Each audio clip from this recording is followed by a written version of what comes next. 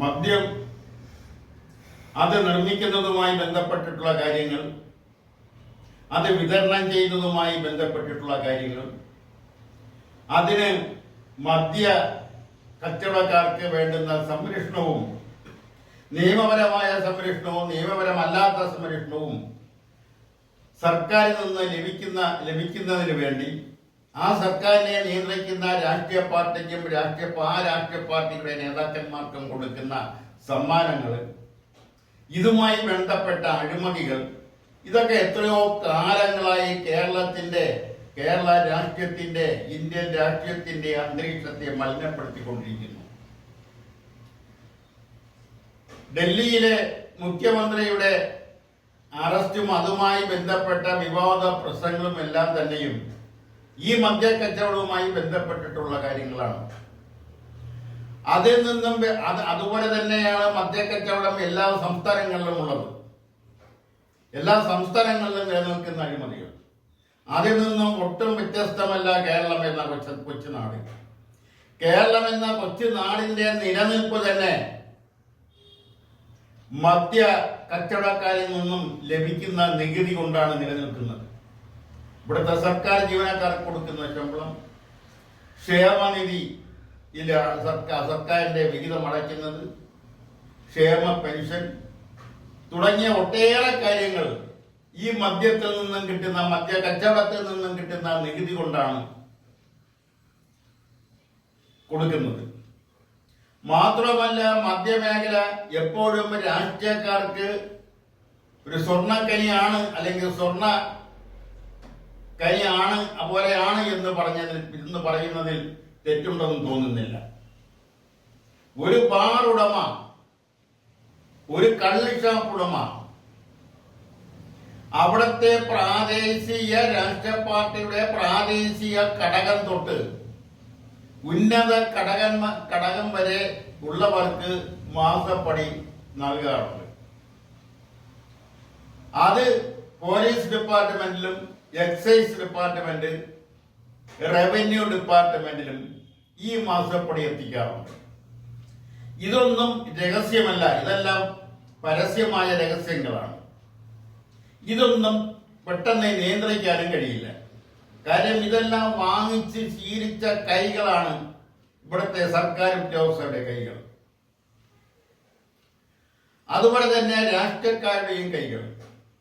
ഇതിനൊരു വിരാമം ഇടുക എന്ന് പറയുന്നത് അസാധ്യമാണ്. മദ്യക്കച്ചവടക്കാരിൽ നിന്ന് ലഭിക്കുന്ന സംഭാവന എന്ന ഓമന പേരിൽ അറിയപ്പെടുന്ന കോഴ, കൈക്കൂലി,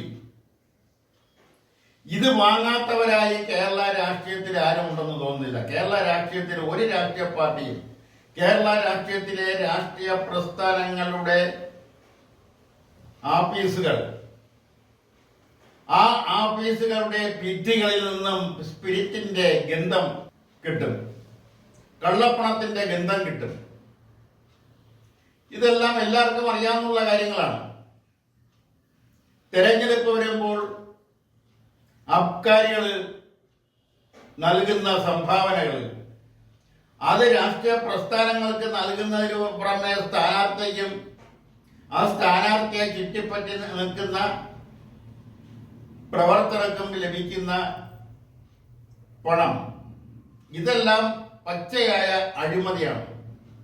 ഇതൊന്നും ഒരിക്കലും ആരും അന്വേഷിക്കുകയോ അതിന്റെ പിറകെ പോയി ഉള്ള സമയം മെനക്കെടുത്തുകയോ അതിനെതിരെ ശബ്ദിക്കുകയോ ഒന്നും ചെയ്യാറില്ല. കാരണം ഇതിൽ ആരുടെയും കൈ ശുദ്ധമല്ല, എല്ലാവരുടെയും കൈ കളങ്കമാണ്. കളങ്കത്തിന്റെ കറയില്ലാത്ത ഒരു കൈകളും ഒരു രാഷ്ട്രീയക്കാരന്റെയും കൈകളുമില്ല. മുൻപെല്ലാം ഉണ്ടായിരുന്നിരിക്കാം, അത് ആ കാലഘട്ടം. കേളപ്പനും AKGയും EMSഉം അച്യുത മേനോനെ പോലുള്ളവരൊക്കെ, സി കേശവനെ പോലുള്ളവർ, കുമ്പളത്തി ശക്തിപ്പിള്ളയെ പോലുള്ളവരൊക്കെ കേരള രാഷ്ട്രീയത്തിൽ ഉണ്ടായിരുന്ന ആ കാലഘട്ടത്തിൽ അഴിമതിയുടെ കറവുള്ളാത്ത കൈകളായിരുന്നു, സംശുദ്ധമായ കൈകളായിരുന്നു അവരുടേതെന്ന് പറയാം. പക്ഷെ ഇന്നത്തെ രാഷ്ട്രീയക്കാരിൽ സംശുദ്ധമായ കൈ ആരുടെ കൈയാണെന്ന് പറയാൻ കഴിയില്ല. ആരുടെ കയ്യിലും സംശുദ്ധമായ കൈ ആർക്കും ഇല്ല എന്നുള്ളതാണ് വസ്തുത. ആ സംശുദ്ധമായ കൈ വേണമെന്ന് ആഗ്രഹിക്കുന്നവരെല്ലാം രാഷ്ട്രീയത്തിൽ നിന്നും അകറ്റപ്പെട്ടിട്ടുണ്ട്, അകന്നു പോയിട്ടുണ്ട്. അവിടെയൊന്നും പേര് വിവരത്തിലേക്ക് ഞാൻ കിടക്കുന്നില്ല. ഇതാണ് കേരളത്തിന്റെ അവസ്ഥ. കേരളത്തെ ഒരു പരിധിവരെ കേരളത്തിന്റെ നിയന്ത്രണം, കേരള രാഷ്ട്രീയ അധികാരത്തിന്റെ നിയന്ത്രണം അബ്കാരി ലോബിക്കാണ് എന്ന് പറയുന്നതിലും തെറ്റില്ല. ഇവിടെ അബ്കാരികൾ വിചാരിക്കാൻ നടക്കാത്ത കാര്യങ്ങളുണ്ടോ എന്ന് ചോദിച്ചാൽ ഇല്ല എന്നായിരിക്കും ഉത്തരം. അപൂർവം ചില കാര്യങ്ങൾ കൈവിട്ട് പോകുമ്പോൾ, അത് പുറത്തു വരുമ്പോൾ, അത് പത്രക്കാരുടെയും ജനങ്ങളുടെയും കയ്യിൽ എത്തിക്കഴിയുമ്പോഴാണ് അവർ ഈ രാഷ്ട്രീയ അധികാരികൾ പലപ്പോഴും കൈമാറാറുള്ളത്. അതിന്റെ ഇരകളായി പല അബ്കാരികളും ഇന്നും ജയിലിൽ കഴിയുന്നുണ്ട്. അവരിൽ നിന്നും പണം കൈപ്പറ്റാത്ത രാഷ്ട്രീയ നേതാക്കൾ ആ കാലഘട്ടത്തിലെ ഒരു രാഷ്ട്രീയ നേതാവും ഉണ്ടാവില്ല. തിരുവനന്തപുരം ജില്ലയിലെ ഒരു അറിയപ്പെടുന്ന അബ്കാരി, പ്രത്യേകിച്ചും വ്യാജ മദ്യം നിർമ്മിച്ച് വിതരണം ചെയ്യുന്ന ഒരു അബ്കാരി, അയാളിൽ നിന്ന് പണം കൈപ്പറ്റിയതിന്റെ പേരിൽ കേരള നിയമസഭയിലെ ഡെപ്യൂട്ടി സ്പീക്കർ പദവി വരെ അലങ്കരിച്ചിരുന്ന ഒരാളിന്റെ പേരിൽ ആ പാർട്ടിക്ക് നടപടിയെടുക്കേണ്ടി വന്നു.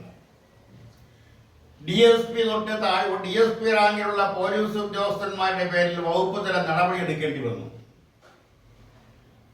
പല രാഷ്ട്രീയ നേതാക്കന്മാരുടെ പേരിലും താക്കീതുകളും ശാസനകളും നൽകേണ്ടി വന്നു. അങ്ങനെ ഇതൊരൊറ്റപ്പെട്ട സംഭവമല്ല. കേരളത്തിൽ അങ്ങോളം ഇങ്ങോളം അബ്കാരികളുടെ നിയന്ത്രണം, അവർ ചെയ്യുന്ന അഴിമതികൾ, അവർ ചെയ്യുന്ന കൊള്ളരുതായ്മകൾ, അവർ ചെയ്യുന്ന മനുഷ്യത്വരഹിതമായ പ്രവർത്തികൾ, അതിനെതിരെ വില ചൂണ്ടാൻ, ശബ്ദിക്കാൻ, നടപടിയെടുക്കാൻ നാളിതുവരെ ഒരു രാഷ്ട്രീയ അധികാരികളും ധൈര്യപൂർവ്വം മുന്നോട്ട് വന്നിട്ടില്ല എന്നതാണ് വസ്തുത. അതുകൊണ്ട് ഇവിടെ ഇപ്പോൾ നടന്നിട്ടുള്ള ഒരു ബാർ ഉടമ, ഒരു ബാറിന്റെ അസോസിയേഷന്റെ ഒരു നേതാവ്, ഒരു ജില്ലാ നേതാവ് പുറത്തുവിട്ട ശബ്ദ സന്ദേശവുമായി ബന്ധപ്പെട്ട വിവാദങ്ങൾ, ആ ശബ്ദ സന്ദേശത്തിൽ പറയുന്ന കാര്യങ്ങളൊക്കെ യാഥാർത്ഥ്യമായിരിക്കാം, അല്ല എന്നൊന്നും ആർക്കും പറയാൻ കഴിയില്ല. കാരണം അതെല്ലാം ഇവിടെ നടന്നു വരുന്ന കാര്യങ്ങളാണ്. ഓരോ ബാർ ഉടമയും നൽകുന്ന മാസപ്പടികൾ, അതെല്ലാം പലതും പരസ്യമായ രഹസ്യങ്ങളാണ്. ഈ സാഹചര്യത്തിൽ ആ ബാറുടമകളുടെ നേതാവിന്റെ ശബ്ദം എന്ന നിലയിൽ പുറത്തുവിട്ട ആ സന്ദേശം, അത് വസ്തുതാ വിരുദ്ധമാണെന്ന് പറയാൻ കഴിയില്ല. അതിന്റെ പേരിൽ ഒരു നടപടിയുമായി മുന്നോട്ട് ഇവിടുത്തെ ബാർകോടകളുടെ, ഇവിടുത്തെ അബ്കാരി രംഗത്തെ അഴിമതികളുടെ, രാഷ്ട്രീയ അധികാരികൾ നടത്തിയിട്ടുള്ള അഴിമതിയെ കുറിച്ച്, അത് ഒരു രാഷ്ട്രീയ പാർട്ടി നേതാവും അതിൽ നിന്നും വ്യത്യസ്തമല്ല. കഴിഞ്ഞ സർക്കാരിന്റെ കാലത്തായാലും ഈ സർക്കാരിന്റെ കാലത്തായാലും അബ്കാരികളിൽ നിന്നും പണം കൈപ്പറ്റുന്നതിൽ ആരും പുറകോട്ടില്ല. കഴിഞ്ഞ സർക്കാരിന്റെ കാലത്ത് എക്സൈസ് മന്ത്രിയായിരുന്ന, കഴിഞ്ഞ ഐക്യജനാധിപത്യ മുന്നണി സർക്കാരിന്റെ ഭരണകാലത്ത് അന്നത്തെ എക്സൈസ് വകുപ്പ് മന്ത്രി ബാബുവിന്റെ പേരിൽ നടത്തിയ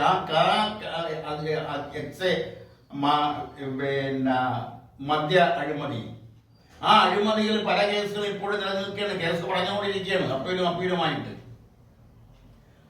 അതുപോലെ തന്നെ പലപ്പോഴും മദ്യരംഗത്ത് ഉണ്ടായിട്ടുള്ള അഴിമതികൾ, മദ്യ ദുരന്തങ്ങൾ, ആ ദുരന്തങ്ങളിൽ കൊല്ലപ്പെട്ടവരുടെ എണ്ണം, ഇതെല്ലാം കേരളത്തിൽ ഒരു പുതുമയാർന്ന വാർത്തയായി അല്ലാതായിരിക്കുന്നു. വ്യാജമദ്യം അത് എത്ര നിയന്ത്രിച്ചാലും പോലീസിന്റെയും അതുപോലുള്ള എക്സൈസിന്റെയും അതുപോലുള്ള രാഷ്ട്രീയക്കാരുടെയും മൗന അനുവാദത്തോടുകൂടി വ്യാജ മദ്യങ്ങൾ ഇവിടെ സർവ്വസാധാരണമാണ്. ഒരിക്കൽ EK നായനാർ മുഖ്യമന്ത്രി ആയിരുന്നപ്പോൾ ചോദിച്ച ഒരു കാര്യമുണ്ട്. കള്ള് ഷാപ്പിലൂടെ വിതരണം ചെയ്യുന്നത് യഥാർത്ഥ കള്ളാണെങ്കിൽ നമ്മൾ എവിടെ നോക്കിയാലും തെങ്ങിന്റെ മണ്ടയിൽ, തെങ്ങിന്റെ മുകളിൽ മുട്ടി കാണണ്ടേ? ഏതെങ്കിലും തെങ്ങിന്റെ മുകളിൽ മുട്ടി കണ്ടവരുണ്ട്?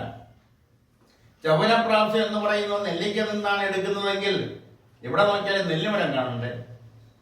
അന്ന് ഇ കെ നായനാർ ചോദിച്ചതാണത്, മുഖ്യമന്ത്രിയായിരുന്ന ഇ കെ നായനാർ. അപ്പൊ ഇതെല്ലാം വ്യാജമാണെന്ന് എല്ലാ അധികാരികൾക്കും, രാഷ്ട്രീയക്കാർക്ക് മാത്രമല്ല, അതുമായി ബന്ധപ്പെട്ട എല്ലാ ഡിപ്പാർട്ട്മെന്റ് അധികാരികൾക്കും അറിയാവുന്നതാണ്. അതുപോലെ തന്നെ ചില കാര്യങ്ങൾ, സർക്കാരിന്റെ ചില നയങ്ങളിൽ മാറ്റം വരുത്തുന്നതിന് വേണ്ടി, ചില കാര്യങ്ങൾ കൂട്ടിച്ചേർക്കുന്നതിന് വേണ്ടി അതുമായി ബന്ധപ്പെട്ടവരിൽ നിന്നും പണം ഭരിച്ച് കൊടുക്കുന്ന ഒരു പ്രവണത, അതും ഇന്നും ഇന്നലെയും തുടങ്ങിയതല്ല. അത് അബ്കാരി രംഗത്ത് മാത്രമല്ല, പല രംഗത്തും റേഷൻ കടക്കാരുടെ കമ്മീഷൻ കൂട്ടുന്നതിന് വേണ്ടി എത്രയോ പ്രാവശ്യം റേഷൻ കടക്കാരിൽ നിന്നും പണം പിരിച്ച് അതുമായി ബന്ധപ്പെട്ടവർക്ക് നൽകിയിട്ടുണ്ട്. എന്തിനേറെ പറയുന്നു, കാലാവധി അവസാനിക്കാറാവുമ്പോൾ PSC റാങ്ക് ലിസ്റ്റിന്റെ കാലാവധി നീട്ടിക്കിട്ടുന്നതിന് വേണ്ടി ഉദ്യോഗാർത്ഥികളെ തെരഞ്ഞുപിടിച്ച് അവരിൽ നിന്നും പണം പിരിച്ച് വേണ്ടപ്പെട്ടവർക്ക് എത്തിച്ചു കൊടുക്കുന്ന ഒരു സംവിധാനവും എത്രയും നാളുകൊണ്ട് ഇവിടെ നിലനിൽക്കുന്നു. ഇങ്ങനെ സർവ്വ മേഖലകളിലും അഴിമതി. ഈ സമയത്ത് ഈ അവസരത്തിൽ ഒരു കാര്യം എടുത്തു പറയാൻ ഉദ്ദേശിക്കുന്നത് ഒരു ജസ്റ്റിസ് NN മുള്ള കമ്മീഷൻ റിപ്പോർട്ടാണ്. കേരളത്തിലെ പോലീസ് സേനയെ കുറിച്ച് പഠിച്ച് റിപ്പോർട്ട് ചെയ്തതിനു വേണ്ടി ജസ്റ്റിസ് NN മുള്ളയെ ഏക കമ്മീഷനായി നിയമിച്ചു. അദ്ദേഹത്തിന്റെ റിപ്പോർട്ടിൽ പറയുന്ന ചില കാര്യങ്ങളുണ്ട്. അതിൽ പറയുന്നത് കേരളത്തിലെ 20% താഴെ പോലീസ് ഉദ്യോഗസ്ഥർ മാത്രമേ സത്യസന്ധരായി ജോലി ചെയ്യുന്നവരുള്ളൂ. കേരള പോലീസിൽ സകലവിധ കൊള്ളരായ്മകളും നടക്കുന്നുണ്ട്. അപ്പോൾ അതിന് ഏറ്റവും വലിയ ഉദാഹരണമാണ് ഈ ഗൂണ്ടാകളും പോലീസുമായിട്ടുള്ള ബന്ധം. അതിന്റെ അവസാനത്തെ ഒരു ഉദാഹരണം ഇന്ന് പത്രങ്ങളിൽ വന്നിട്ടുണ്ട്. ഒരു DSP ഒരു ഗൂണ്ട നേതാവിന്റെ സംഘടിപ്പിച്ച ആഘോഷത്തിൽ പങ്കെടുത്തതും അദ്ദേഹത്തെ സസ്പെൻഡ് ചെയ്തിരിക്കുന്നു. ഇതൊക്കെ പലപ്പോഴും ഇങ്ങനെ ഇവിടുത്തെ പോലീസ് ഗൂണ്ട രാഷ്ട്രീയ ബന്ധത്തെക്കുറിച്ച് വളരെ സത്യസന്ധവും സജീവവുമായ ഒരു ജുഡീഷ്യൽ അന്വേഷണം നടത്താൻ ഇവിടുത്തെ ഏതെങ്കിലും രാഷ്ട്രീയ അധികാരികൾ തയ്യാറുണ്ടോ? അങ്ങനെ തയ്യാറായാൽ നിരവധി സംഭവങ്ങൾ പുറത്തു വരും. അതോടൊപ്പം തന്നെ ഒരു ചെറിയ പരിധിവരെയെങ്കിലും ഈ അവിശുദ്ധ കൂട്ടുകെട്ടിനെ ഇല്ലാതാക്കാനും കഴിയുമെന്ന് പറഞ്ഞതുകൊണ്ട് ഇന്നത്തെ പ്രോഗ്രാം പത്രാധിപരെ പ്രതികരിക്കുന്നു എന്ന പരിപാടി ഇവിടെ പൂർത്തിയാക്കുന്നു. നന്ദി, നമസ്കാരം.